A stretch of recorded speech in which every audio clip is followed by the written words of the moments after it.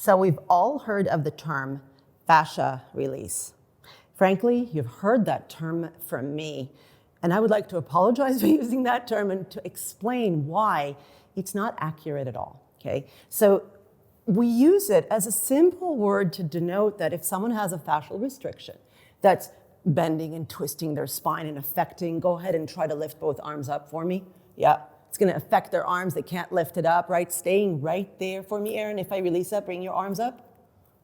Yeah, you can go all the way, okay? But then if I start to pull here, it literally will limit everything, right? So we wanted to tell you, we've got to release this. However, doing a fascia release is an act of violence because the only way to truly release fascia is with a scalpel.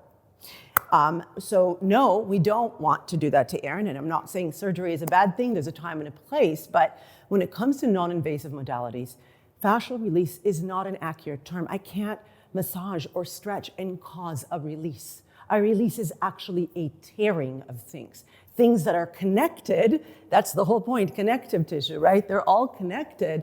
We want to keep them connected. We don't want to tear them apart. And if you ever want to hear what fascial release feels like, if you've ever prepped a pork tenderloin and you're peeling back the silver skin, you hear, that's fascial release right there. So, technically speaking, first of all, anytime I say fascial release, I'm saying it because I don't want to say we are leveraging the elastic property of fascia in order to temporarily deform the tissues to create more space.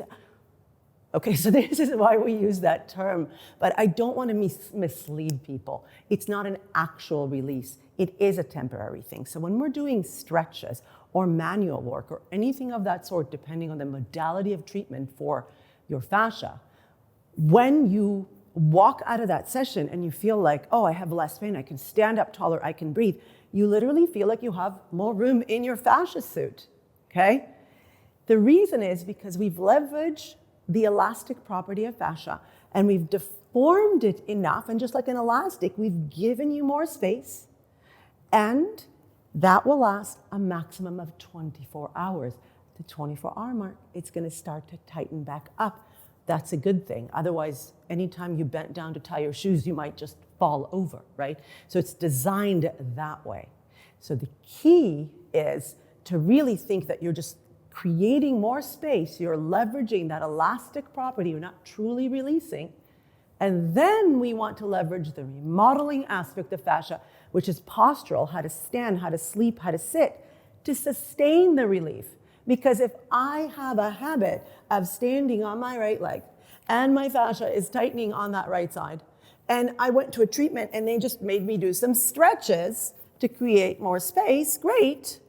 I now have more space for 24 hours, but if I continue to stand this way, pain's gonna come back, the restriction's gonna come back, okay? So no, you can't release it.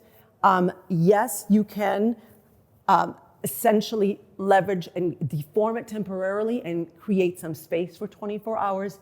And then there have to be lifestyle modification approach built on top of it, or it's just gonna come back all over again.